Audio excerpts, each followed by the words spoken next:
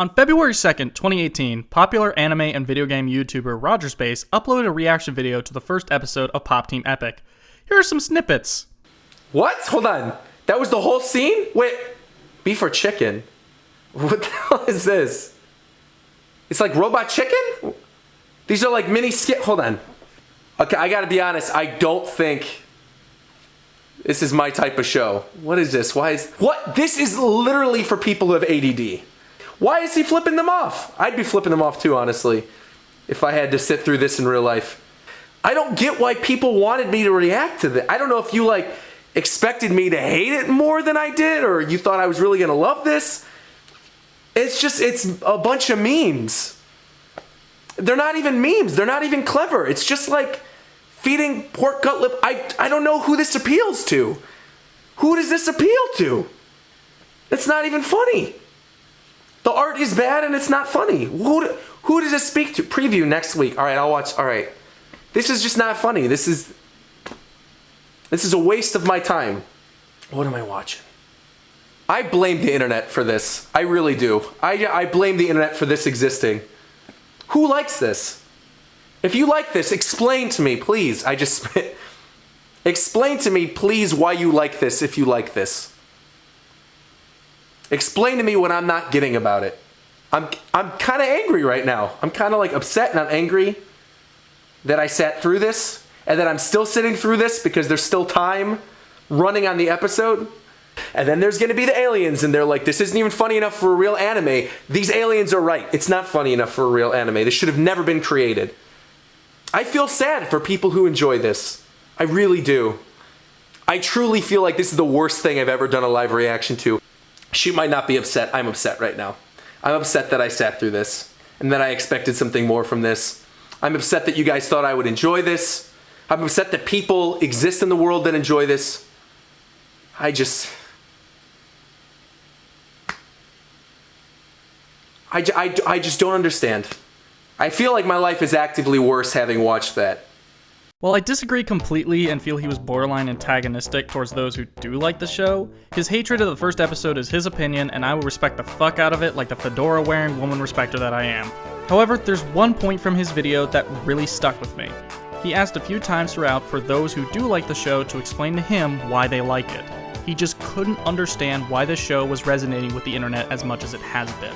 I had already been tossing around the idea of making a video about Pop Team Epic and what makes it so great, but Roger's request not only kicked my desire to make the video into full gear, but it also made me refocus the video entirely.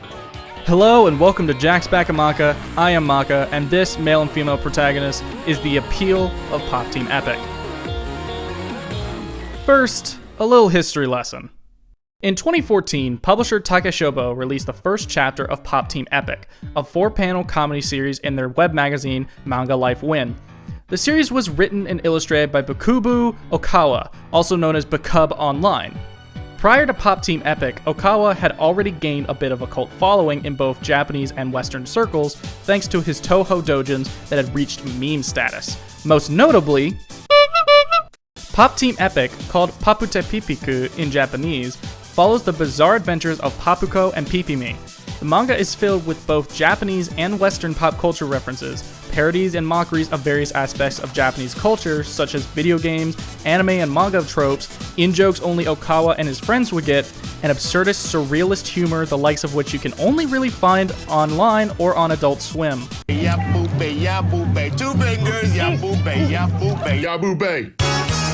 Needless to say, Pop Team Epic immediately gained a cult following that only grew with time in large part due to being fantastic meme-making material. Eventually, Chapter 15 of Pop Team Epic released on Manga Life Win, marking the end of Pop Team Epic. At the end, it literally says, "Please don't look forward to Okawa Bakub Sensei's next work." Sometime afterwards, Takeshobo announced Okawa's next series, Hoshiro Girl Drop.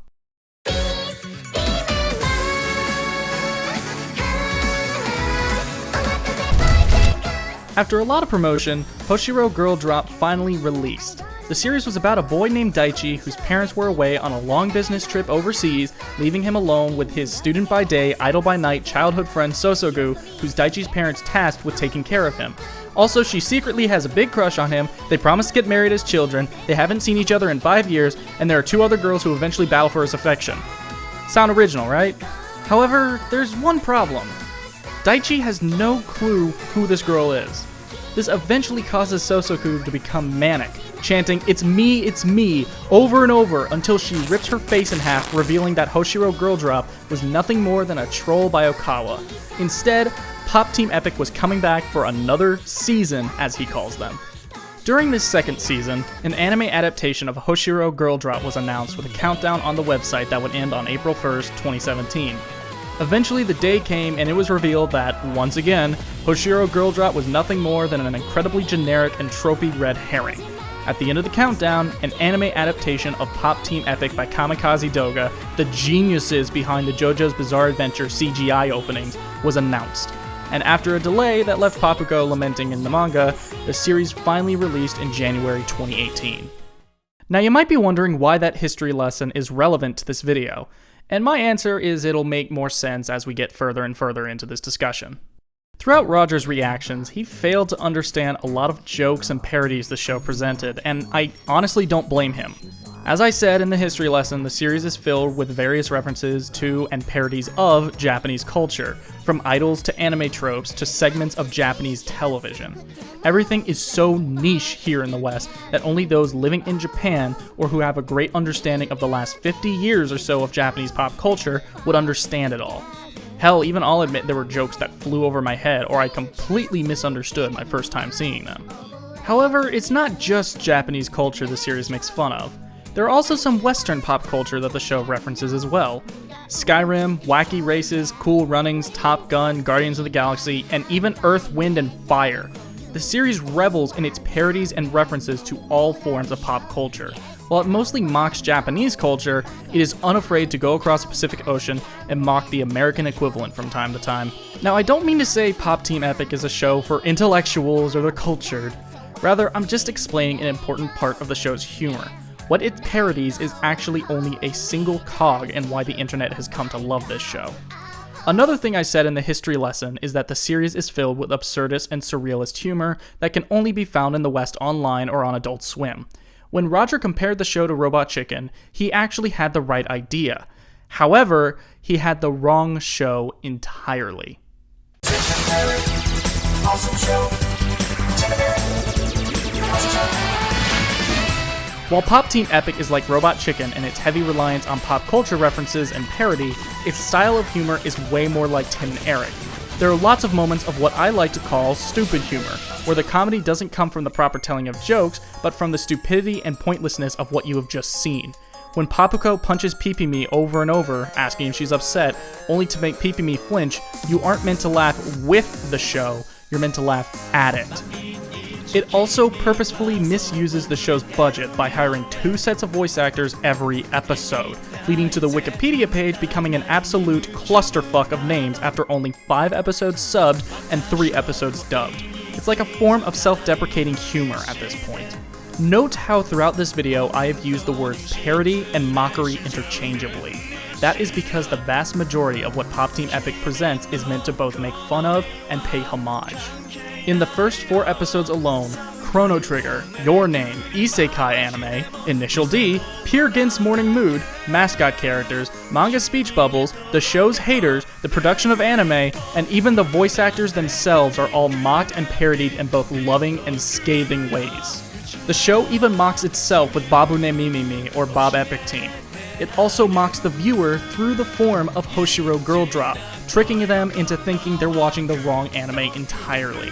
The show's style of stupid humor is one that is incredibly niche, but which still has an audience. Combine it with parodies of various pieces of pop culture, and you get Pop Team Epic. Now we get to the final piece of this video. Thus far, I have explained the history of the series, the subject matter of the show, and its sense of humor. All that's left to explain is why it has resonated with the internet in the way that it has. Okay, I want you to take everything I've said thus far, the show's love of both Western and Japanese pop culture, and the admiration yet cynicism of it. Put them together, and you get a very unique type of show. Except it isn't unique.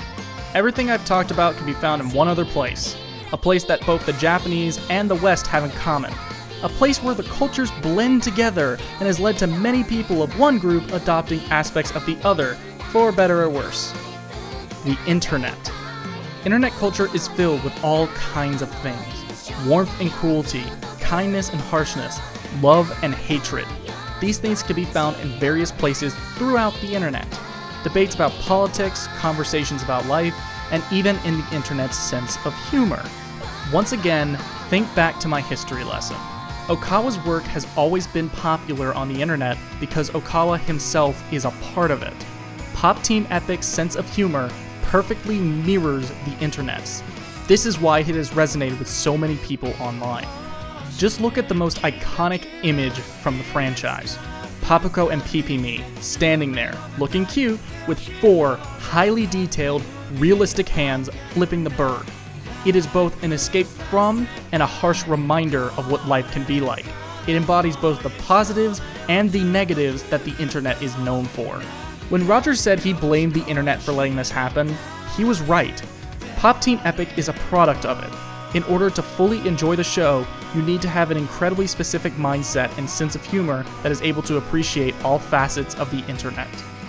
For better or worse, Pop Team Epic is animated shitposting. Before I go, I just want to make one thing clear. This is just how I personally understand this situation. I'm not saying anyone who doesn't enjoy the show is lesser than me or that my sense of humor is superior. If you have your own ideas for why this series is being praised the way it is, let me know down in the comments below. Otherwise, I hope I was able to explain the appeal of Pop Team Epic to both Roger and anyone else who doesn't understand the hype. If not, well, I tried.